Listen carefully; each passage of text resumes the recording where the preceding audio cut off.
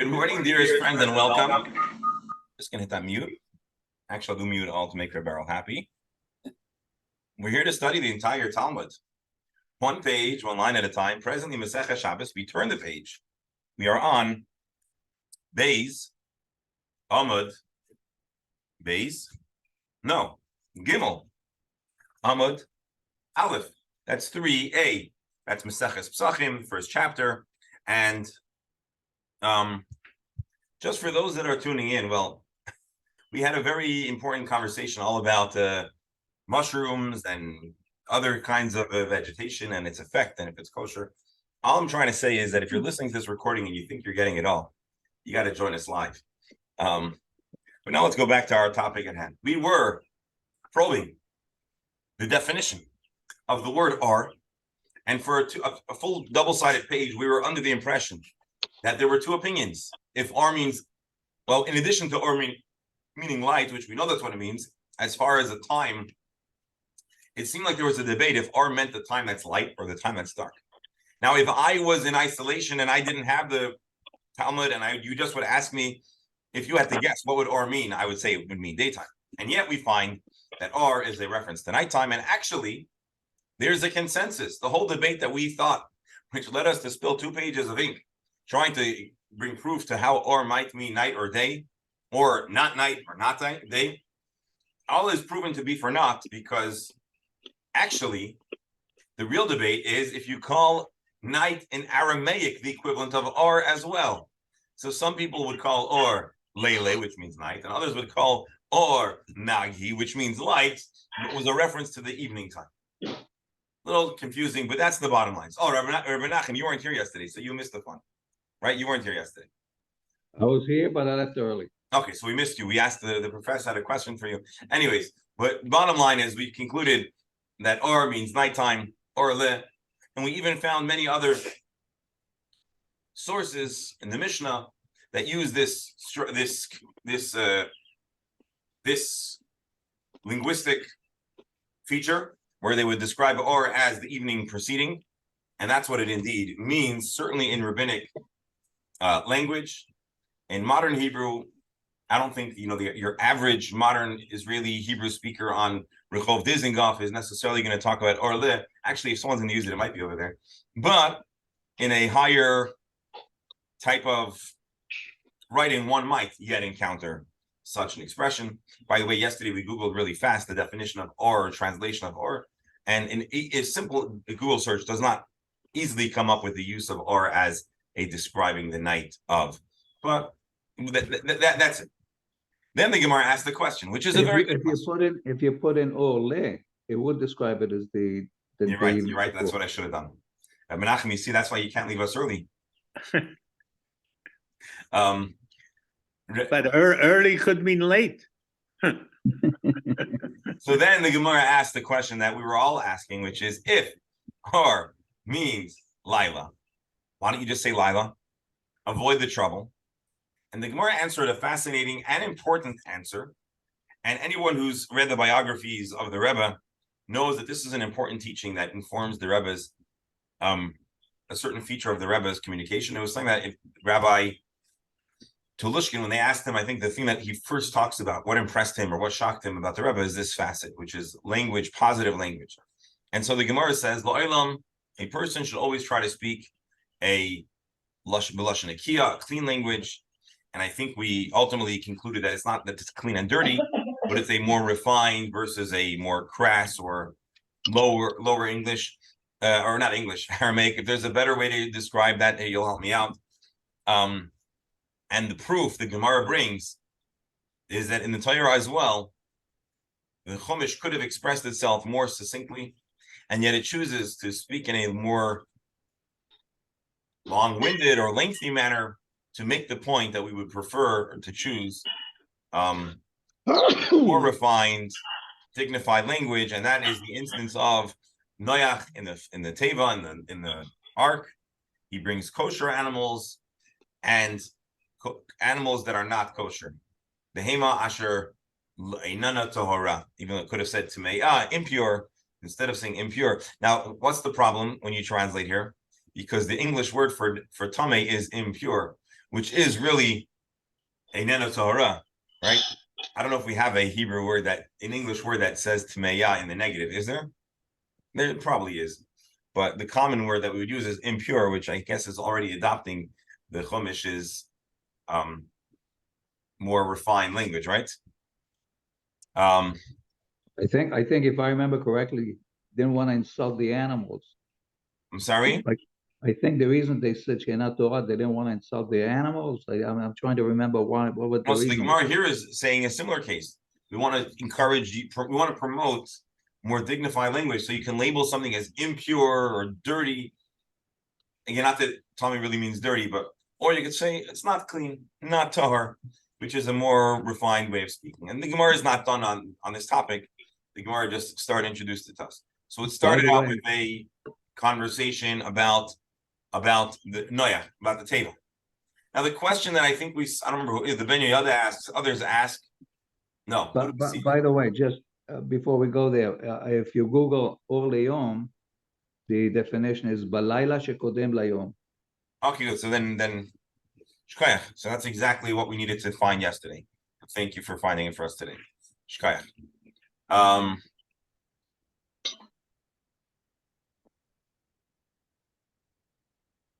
And Rashi here makes let's read this Rashi one more time, and then we'll go on. Asher einena tehora. The Chumash Bereshis, Parshas Noach, says the animal that was not tar. And actually, someone called out a very important point yesterday, which is that from here we understand that there was a concept of kosher and non-kosher, tahar and non-tahar, even before Matan Torah. But let's see this Rashi, because this is an important Rashi.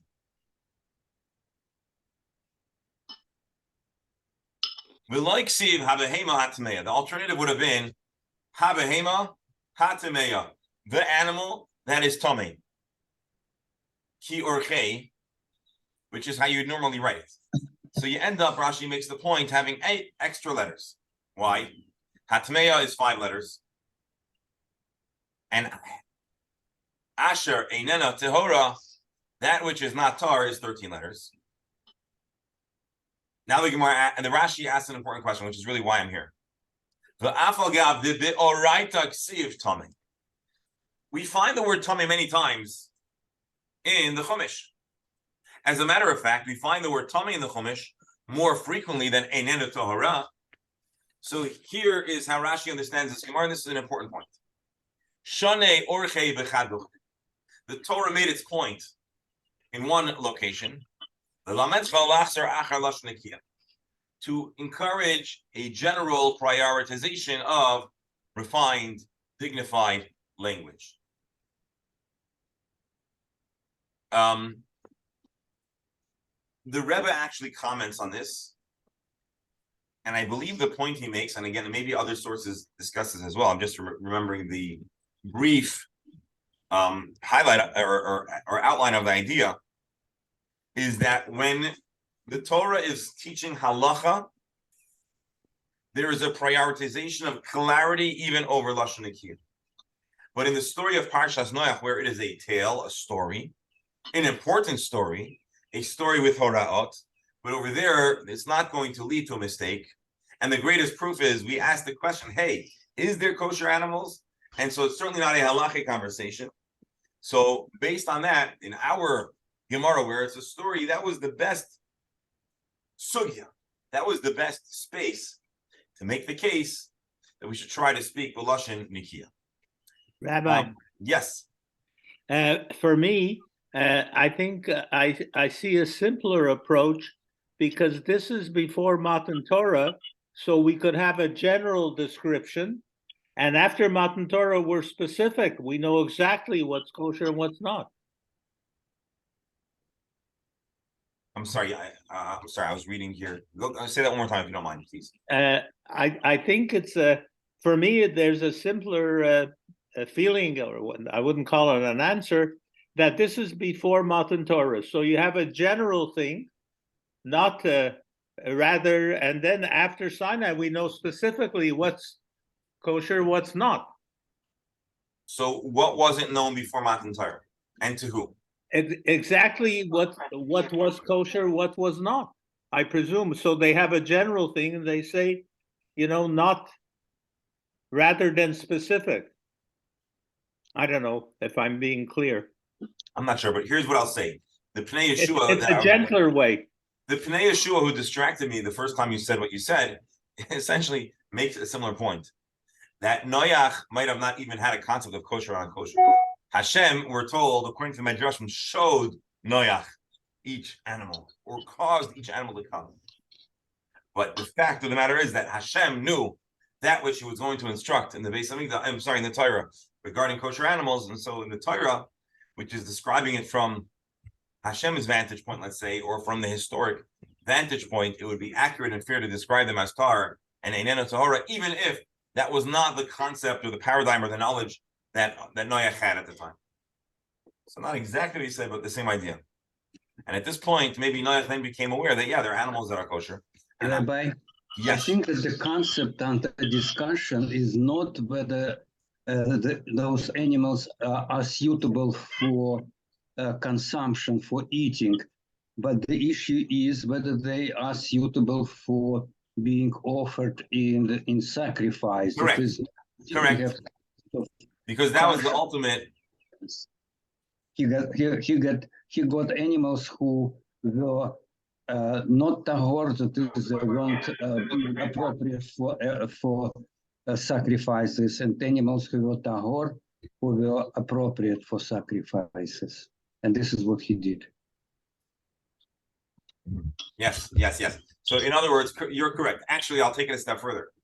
At the point where Noah invited animals into the teva, there was no humans were vegetarians. Humans were not permitted to eat meat. And so there certainly would not have been a question of glatt kosher meat. The only use of animals at that point would have been offerings or sacrifices. And that indeed was the reason why additional animals were brought, so that Noach would be able to bring karbanos, as we find he actually does at the conclusion of the flood. And for all the other animals, all you needed is one couple to preserve and perpetuate the species. All right. So we had a statement of Rabbi Yeshua saying that the Torah is willing to add 8 letters to make the point, to speak with a more dignified and not in a crude manner. The Steinsaltz translates as crude versus refined language. All right, now let's see another case. Rav Papa Amar Tesha. Rav Papa says, I can actually bring you a source, a verse, that its structure is purely to teach us about speaking in more refined language. And the Torah actually adds 9 letters. Now, the interesting thing, I didn't get into it, but the commentaries discuss in the previous verse, maybe we could have suggested a language that would be more concise and yet make the same point. And there's questions about the spelling of the words, but let's leave that for now. Rav Papa Amar Teisha. Actually, no, there are 9 letters. Shenemar, let's explore another mitzvah. There'll be among you any man who is not ritually pure by reason of that which happened to him by night. This is talking about a ritual impurity in the time of the temple that was associated with the seminal mission, that one would have to go to the mikveh before going into the Beis Hamikdash or the Mishkan. And if you look at the language that he uses, it doesn't say ki yeh asher timeya. It says asher lo yihya tahor, that he will not be pure. Tameh is one word that it goes in the stead of asher lo yihya tameh. So the Torah chooses a more meandering, longer language to avoid the word tameh and to have a more refined, dignified way of expression. Rashi asher lo yihya tahor. Habalei lemichtav ish tameh. If a person is tameh, chinami mashris latar chaser vav. Although in truth the word tahor does not have a vav. Ikum teisha shari shtei mesra yesh tameh einei el shalish. You have 12 letters to replace 3. So 12 minus 3 is 9. And so Rav Papa makes the case that there is 9 extra letters.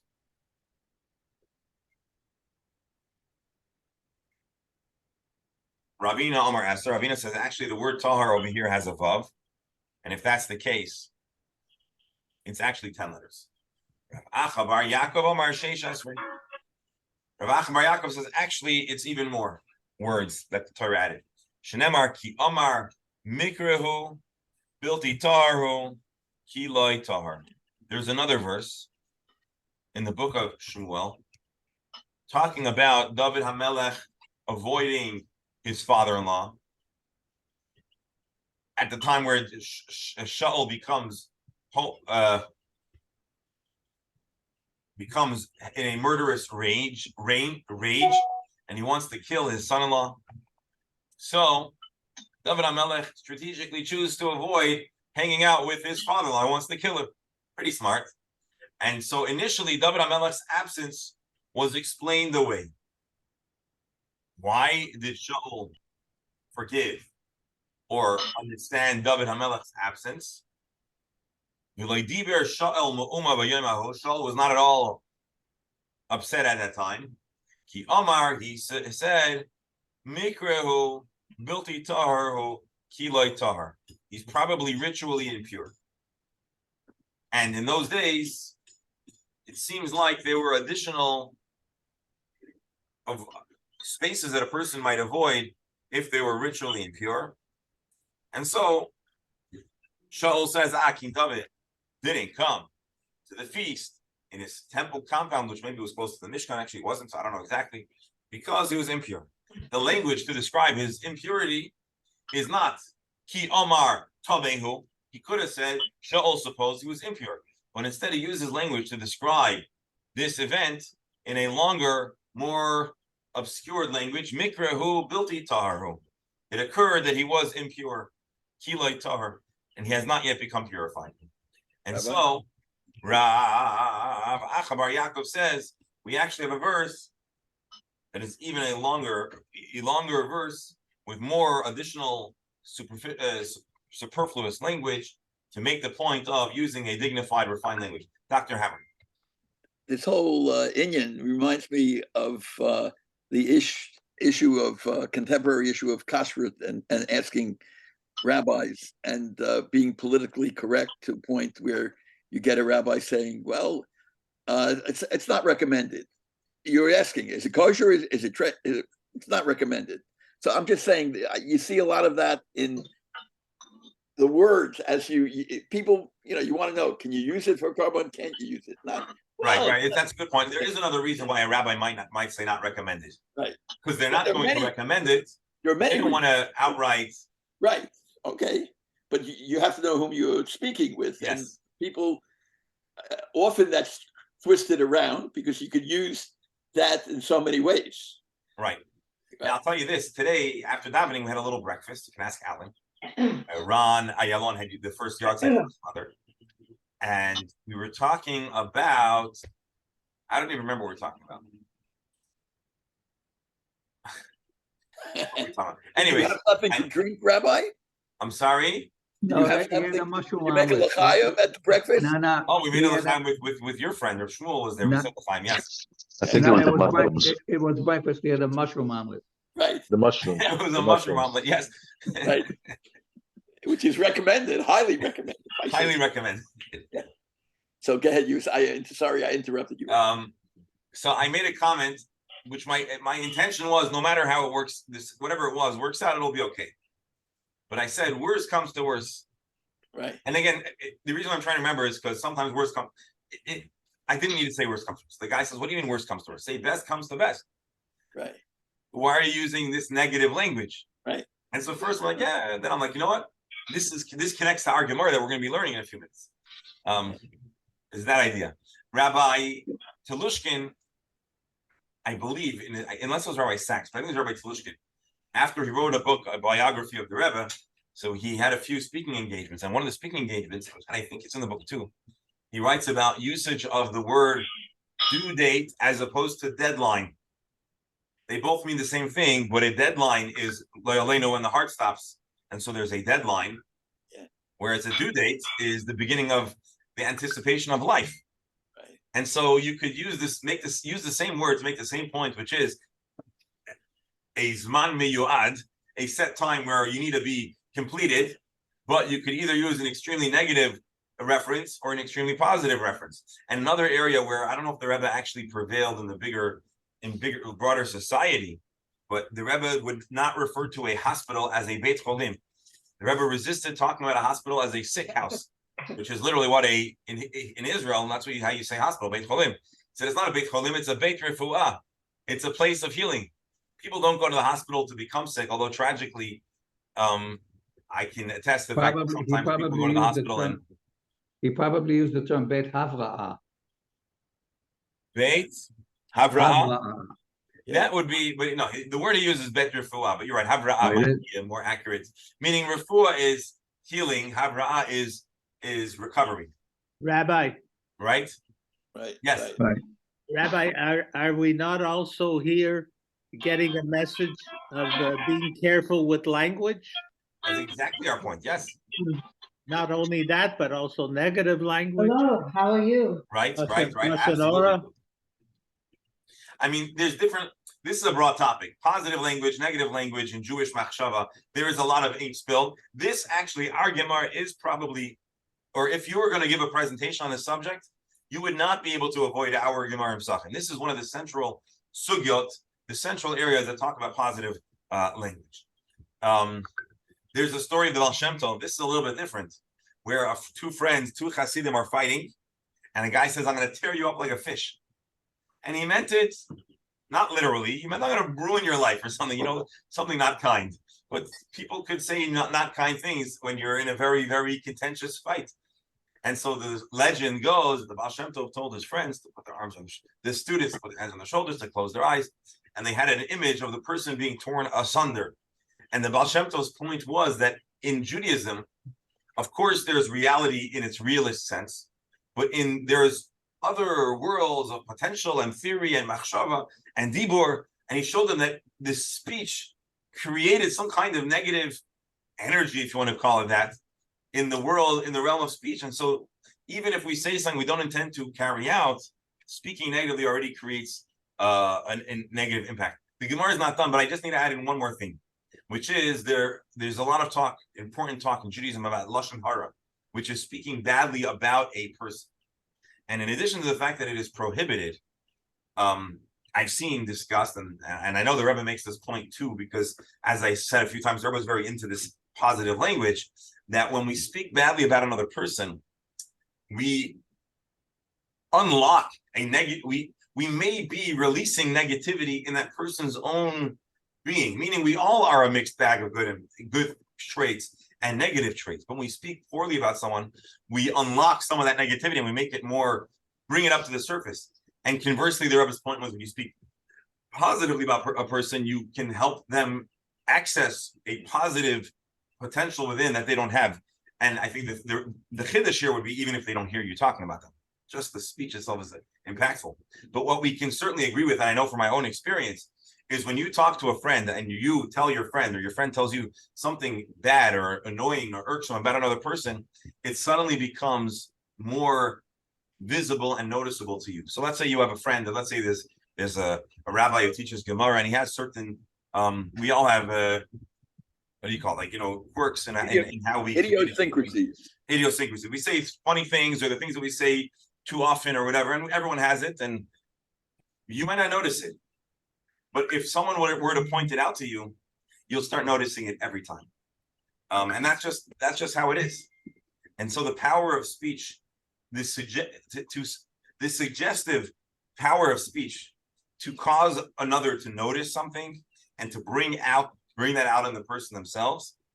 And anyways, that's not the immediate point our Gemara is making, but it's all part of a broader and very, very important topic of lashon hara, speaking positively about another, but even in the language that we choose to use, to attempt to use positive language, it's not a conscious thing. Meaning, nobody, I can tell myself, I use the word deadline. When I say deadline, I actually never use the word deadline in this literal use. I never envisioned deadline actually till I heard Rabbi Tolushkin talk about it. I never even considered that deadline is associated with the deadline.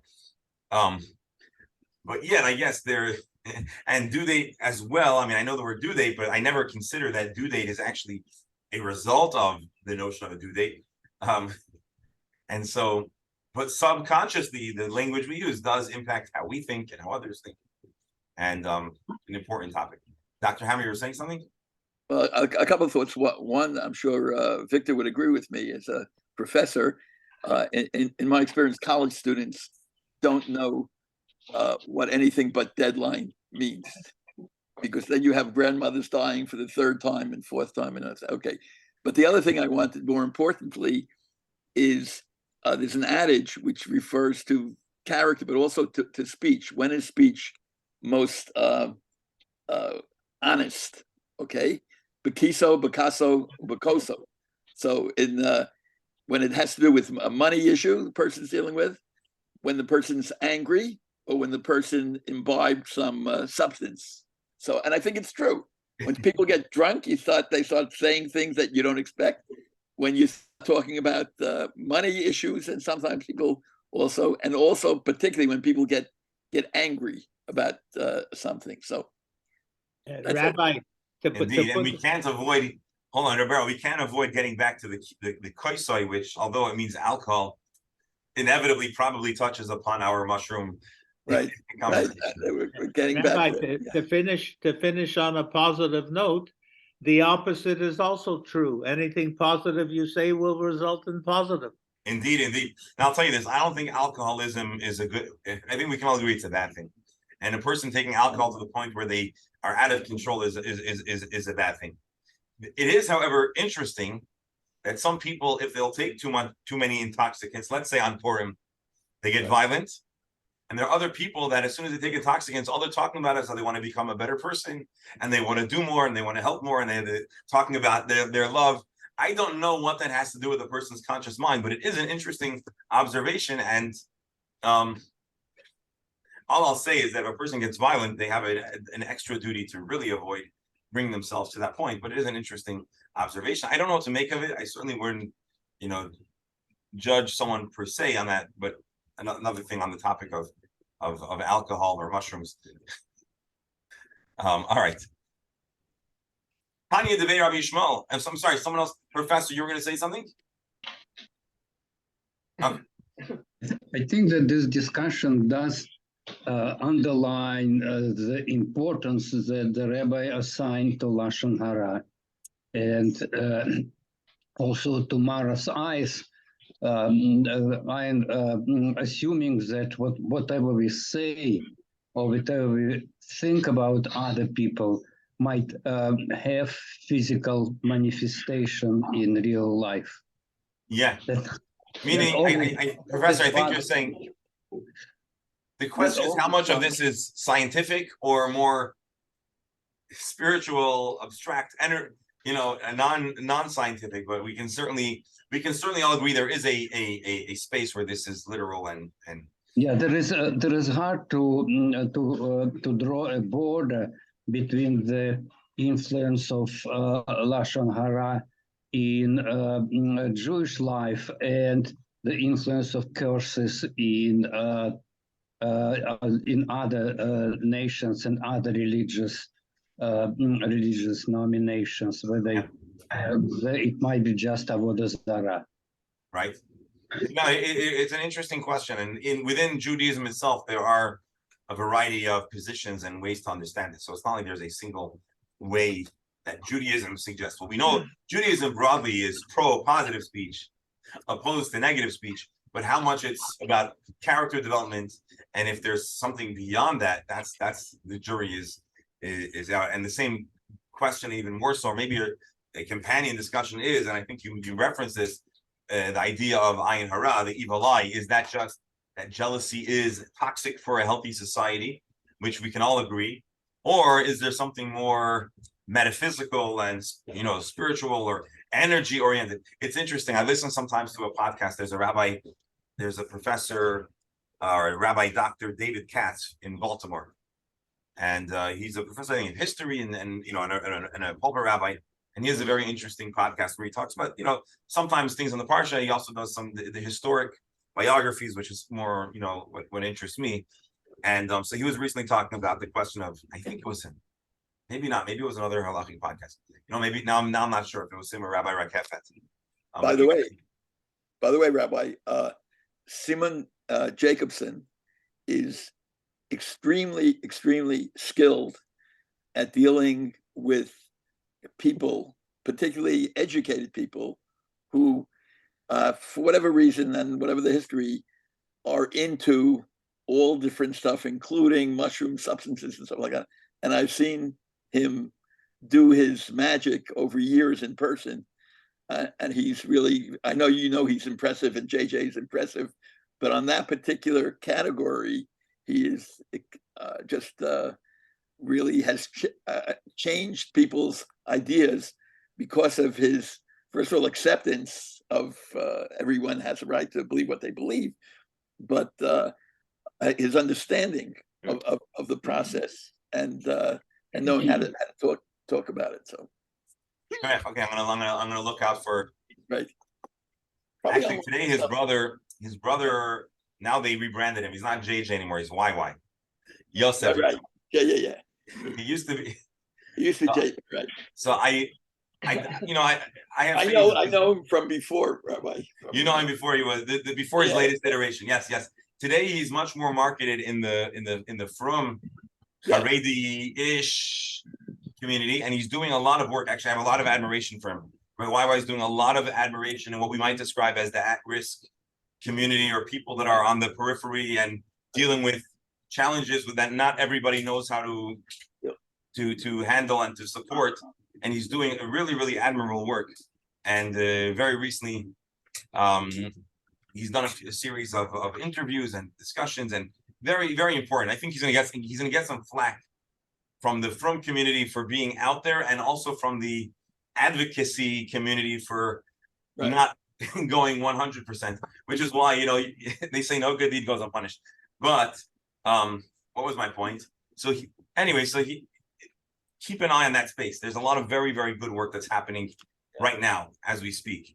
And unfortunately, I think today he's tragically positioned to really have a lot of access, and everyone's reaching out to him. And I think he I think more than anyone else might know the extent of the pain and dysfunction and challenges that need to be addressed, and people need. Anyways, so there's good things happening. I guess that's really my point. I don't know if I had another point. I'll have it. I'll have to get back to it. But yeah, very talented, special people, and putting themselves in a place they don't need to put themselves. Meaning, it's much easier not to take a position and be helpful when you're going to take it from the Haredi and the. So I hope he stands strong, because he's helping people. Anyways, back into the Gemara. Are you finishing up work this week? Tanya Debei Rabbi Yishmael. Just spoke with A similar teaching. La'olam Yisaper Adam V'lashon Nikia. A person should always endeavor to speak in a refined language, or Rabbi Steinsaltz takes it a different language, euphemistically, as opposed to explicitly, to try to be euphemistic about different things that need not be explicitly defined. And I'm not sure you're going to all enjoy this Gemara or appreciate this Gemara, but let's take a look. I'm not asking you to accept it, but understand and let it inform us about what society was like at this time. Sharei B'Zav, Karoi Mishkan. We have companion types of ritual impurity in the male and female population. Zav and Zav. Zav Karoi Merkav. If a male has the ritual impurity of his Zav, he can convey ritual impurity in a variety of manners, including a description about the way a Zav conveys ritual impurity to something that he rides upon. Let's read Rashi. V'chol hamerkav asher yirkav. Anything that he rides upon. Uva ishaksi, when it's talking about the companion ritual impurity of Zava, it says, Oy al hakli asher hi yeshaves. It describes the same conveyance of ritual impurity with the same laws and criteria, but it describes her as sitting. It would be inappropriate and unrefined to describe a female in the act of riding on an animal with her legs swung over both sides of the animal. So there was a certain societal sensitivity at the time, which is being noted as the reason for different language when describing the way a male conveys ritual impurity and a female conveys ritual impurity. Similarly,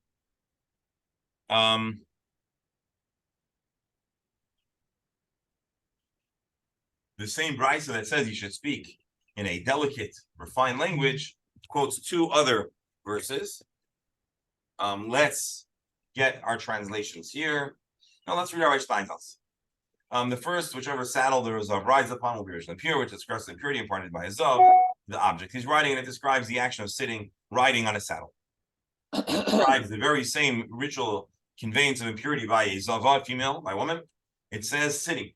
Since riding is slightly demeaning for women as it involves the modest playing of the. So I don't know if this says that women should not be riding in those days. I'm not even sure that's what it's saying.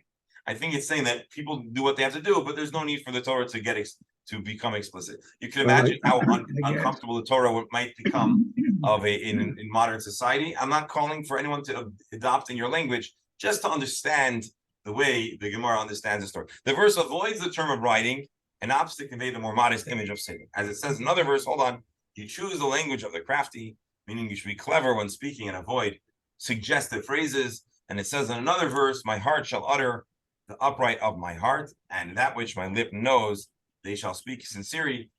And the Gemara is going to I guess that's why later on they developed the concept of side saddle riding for women. Yeah. Interesting. I'm not really aware of that, but I suppose so. And I think we can agree that as a historic matter, I don't think this was exclusively a Jewish sensitivity. This was the way society, with the word Puritan or more of like a Victorian type attitude, would have these kind of sentiments. Doctor? A quick question. I don't think you want to get into it, but we know why we want a woman not to ride that way. Okay. And but I don't think that's what we mean here. Okay, but I'm saying let's assume let's assume that that's something, and it could be riding a boy's bicycle, it could be anything. Right. And okay, so my question is, if a woman has never had any sexual experience, okay, is it really is it questionable when you have a wedding invitation to write Habasula, Hamahula? No, I'm asking honestly because I think you're asking a good question. You're saying surely the reference to someone as a basula, which is describing either directly or indirectly their history, let's say, isn't that also indelicate? Right. I hear you. That's an interesting question. I think really basula by definition does not mean, it's not a word that's intended to describe their history, let's say. I think it's more intended to describe a young woman. The absence of that reference might be more suggestive, but you're making a very good point. I don't know. It is actually curious why in formal public communications one might not want to use that language, unless there is a halachic concern about publicizing status for whatever the reason that would override and trump this value. So I don't have an answer for you. It's thought-provoking, worthy of consideration, but I don't have the tools to give you a very accurate explanation or response. But I've seen it more than once where it was clearly not appropriate. Often people who are you're saying it was inaccurate. No, yeah. In other words, you get someone Choseret B'Tshuva, some right. So I'll tell you what I think. And then there's a shidduch and she's marrying, and you see it on the thing, and most people don't pay attention to it, but I always, would. So I'll tell you what. In the art of writing a ketubah, which is really where it's most prevalent, right? There is a control. There is the standard. There's a transactional reality, which is essentially the author. The ketubah is being written on the behalf of the chatan for the protection of the kala. The construct of the document of the ketubah is meant to support the position of the woman in marriage, or to give her a certain advantage in a system that is inherently the woman is at a disadvantage. And we know about the aguna, we know that there's a, so it's meant, so to speak, the man can choose to embrace a fiction, and thus actually can give themselves a responsibility to give more in the ksuba. So I think for that reason, there is a little more flexibility. We're not like, oh, we better be honest over here. If they got listen, the chassan knows, and if you would like it to read as such, he's essentially accepting a higher monetary amount of responsibility in the ksuba. So I think that's why we're not so. Another few Zuzim, huh? Yeah. So that's why we're not. Rabbi, but I thought you were asking, and I think you did intend to ask a different question, which is why is it appropriate in a public setting at all to be talking about the status? Well, that's for sure. Right. Okay. That was what I initially understood as. No. But Rabbi, yes. I always wondered, it's problematical because today, unfortunately, couples have been living together for who knows how long. So that's the same point. The It must be difficult for the rabbi in the ksuba. No. Well, the rabbi doesn't really need to say, excuse me, please tell me all about your intimate history. Although the rabbi does need certain information. The point is, their relationship started hypothetically in that status. Hypothetically, again, I mean, in today's day and age, the odds are that it's probably not a first relationship. But anyways, it's a broader and important conversation. But generally speaking, there is some latitude given. And then there's also like a more neutral language that some Sadri Kedushin would use to not stake a strong position, to just leave the word out entirely and just use the Kala's name. But by the way, Rabbi, even the financial, you say, should be private. But what about this financial thing? I mean, how much money? I mean, that's pretty public, and everybody, when they read the ksuba, everybody's waiting to hear. I say that too. In different societies, there is different standards. Sometimes it's there is a template. So there's a baseline number that is basically across the board. In certain kihilot, there's a whole lot more variability, and in other kihilot, less so.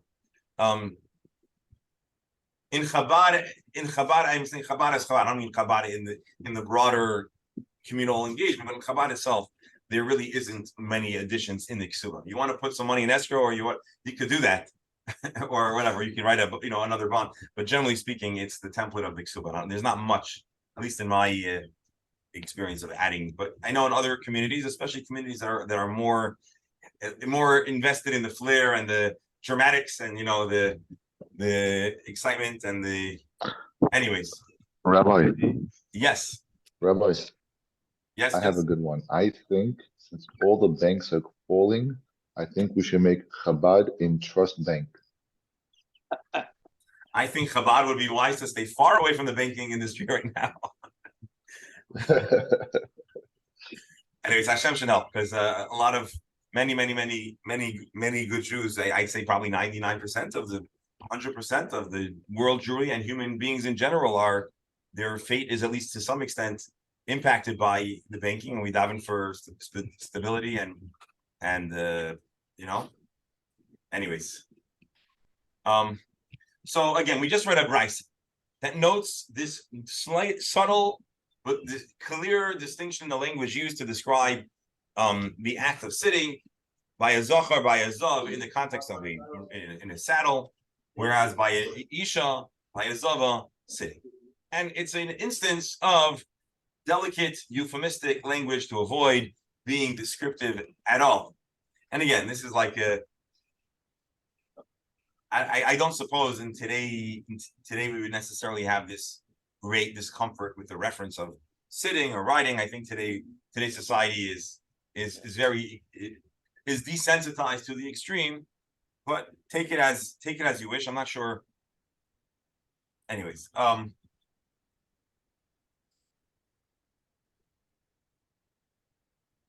Tosfos notes there may actually be halachic distinctions in addition to just language.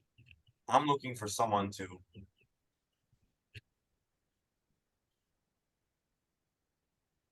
All right, let's see the Gemara. Gemara says, "My v'omer." What does it mean? What are these two other psukim? What do they contribute to the idea of using refined euphemistic language? My v'omer, lama loy v'omer, hanafkele mikamo. We already have a pasuk. Why do you need the other person? Maybe you'll think that clean language is only the Torah wants to use refined language, but in conversational language, there is no responsibility to mimic and to reflect the Torah style. Rashi, maybe the Torah is concerned in the Torah language, because these are the words that are coming from Hanahai. Maybe Chazal needn't embrace this high standard of refined language. Therefore, now the verse continues and says, actually, no. That which my lips know, they shall speak sincerely. Even if you know something as a fact, you don't need to say everything, not the full. How the Gemara asks a good question. Are you going to tell me the Torah refuses to use the language of Merkav about women? Vatakam Rivka v'nareiseha matir kavna lagamolim. In Chumash Bereishis, we read about how Rivka comes with Eliezer ben Avram, and and she goes on a gamal, on a camel. Rashi, so the Gemara says, "Hasam mishum bi'i susa ligemolim urchahi." Even though usually women shouldn't ride or don't ride, with a camel, it's a different story. I don't understand this. Humps, maybe, I don't know. Oh, I think actually, who said about a side saddle? Someone, but the humps, also in the Western saddle, you have something else. Okay, the saddles without it, what are they called? Not British.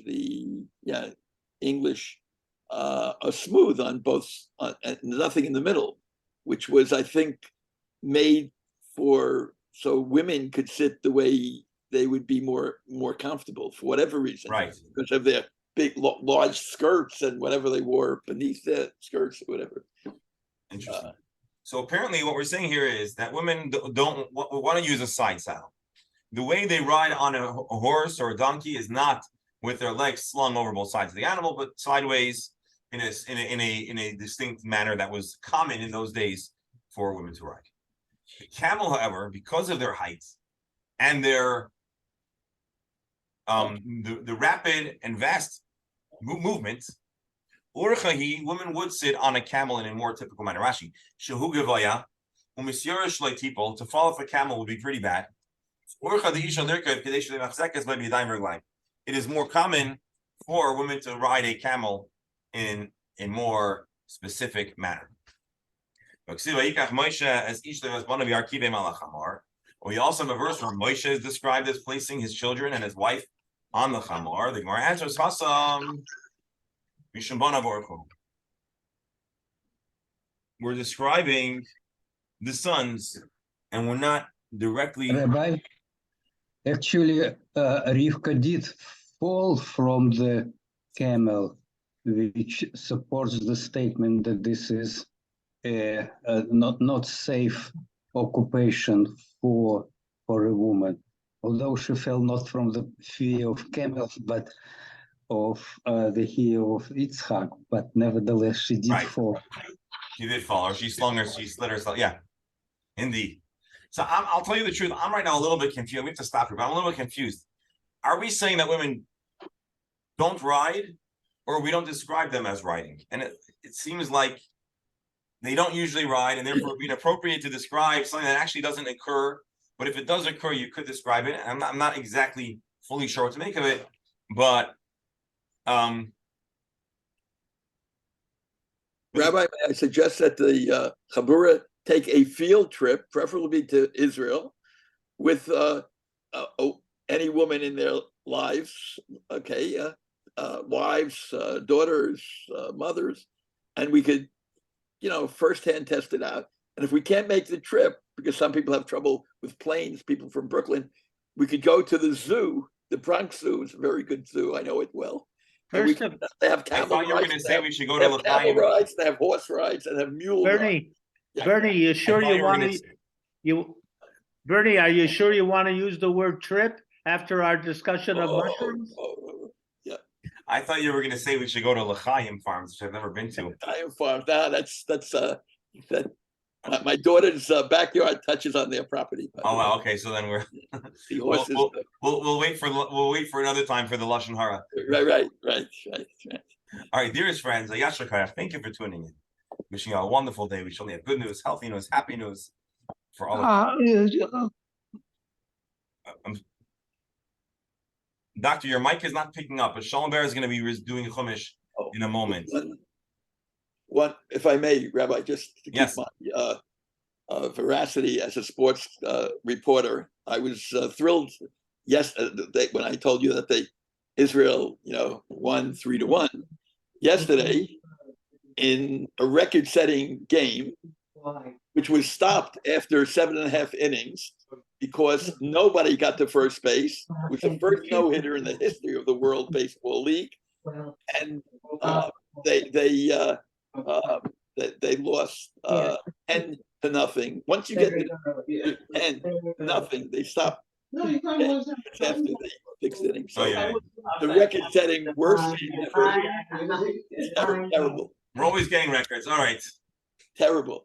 Please rejoin for Chumash. The next few plays, Dominican Republic, that was against Puerto Rico, by the way, and 95% of the people in the stand were from. I think it's time for Israel to recruit people from the Dominican Republic. Exactly. That's the game. No, The big game is tomorrow. Tomorrow night, Dominican Republic against. All right, so Shalom Bear is going to do Chumash. Please rejoin the link in just a moment. Have a wonderful day, Yashar